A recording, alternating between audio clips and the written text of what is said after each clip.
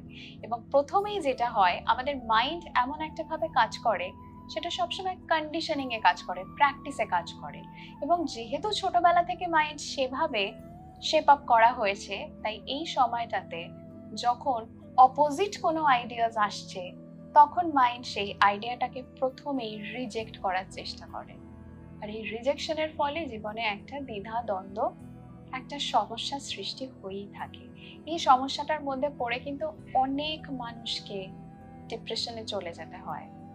কিন্তু সেই ডিপ্রেশনের ফেজটা অবশ্যই একটা মানুষকে অনেক বেশি ক্লিয়ার আইডিয়া দিতে পারে তার পার্শ্ববর্তী জগৎটা সম্পর্কে, যেটাকে সে এতদিন ভীষণ ভালোবেসেছিল, সেই দুনিয়াটা কতটা পাল্টে যাচ্ছে সেটা সে বুঝতে পারে।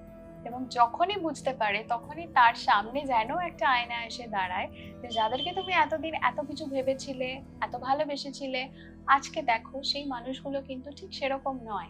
তারা তোমাকে সেভাবেই অ্যাকসেপ্ট করছে, যেভাবে অ্যাকসেপ্ট তারা তোমাকে করতে চায়। আদারওয়াইজ তোমার ভ্যালু তাদের কাছে কতটুকু? তাই এই ফেজটার মধ্যে একটা মানুষ যখন আসে, তখন তার সবচেয়ে বড় প্রবলেম স্টার্ট হয় তার ডেইলি লাইফ নিয়ে। তার চাকরির জায়গায়